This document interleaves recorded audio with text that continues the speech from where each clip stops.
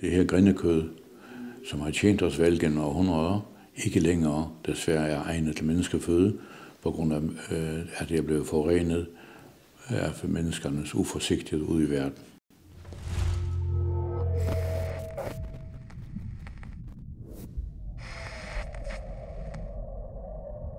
Jeg hedder Paul Varé, jeg er overlæge på afdeling for arbejdsmedicin og folkesundhed i Færøernes sygehusvæsen, og det har jeg været siden 1988.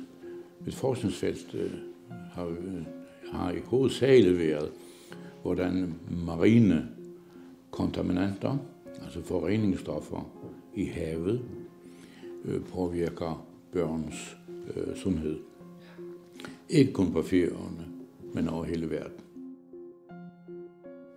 For det har vist sig desværre, at havene i stort omfang er blevet brugt som affaldsplads for mange forskellige stoffer. Hvis vi har kviksølv, som er måske det mest kendte, men det her kviksølv, det kommer så op i atmosfæren og ender så i sidste ende nede på oceanernes bund. Og der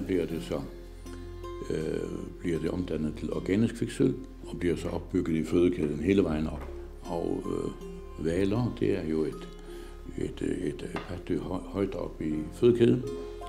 Når det hvalkød bliver spist af færinger, så vil de også opbygge kviksølv i deres væv, i deres blod, i forskellige væv også i hjernen.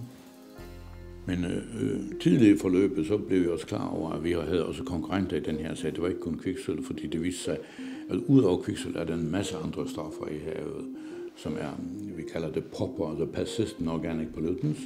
Det viste sig, at PCB og andre substanser, som ligner PCB, de havde ikke den store effekt på hjernen, men de havde en ganske betydelig negativ effekt på immunsystemet. Det ser jeg med en vis alvor på, fordi vi kan ikke vide, hvordan et svækket immunsystem egentlig, hvad det har betydning for sygdomsdannelse senere i livet. Fordi der kan ske så mange ting, lige fra coronafølsomhed eller modtagelighed til autoimmune sygdomme og så mange andre ting. Det kan vi bare gisne om. Det gjorde, at vi sagde, at den tidligere anbefaling om at reducere indtaget til en middag eller 2 om måneden, at den ville vi gerne ændre til at anbefale folk slet ikke at spise det overhovedet, fordi vi mente, at det var så sundhedsskadeligt.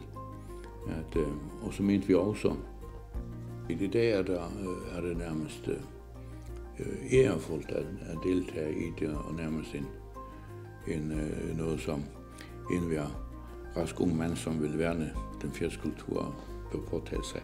Det er lidt grotesk, fordi det eneste, det gør, det er, at de forgifter sig selv og deres familier.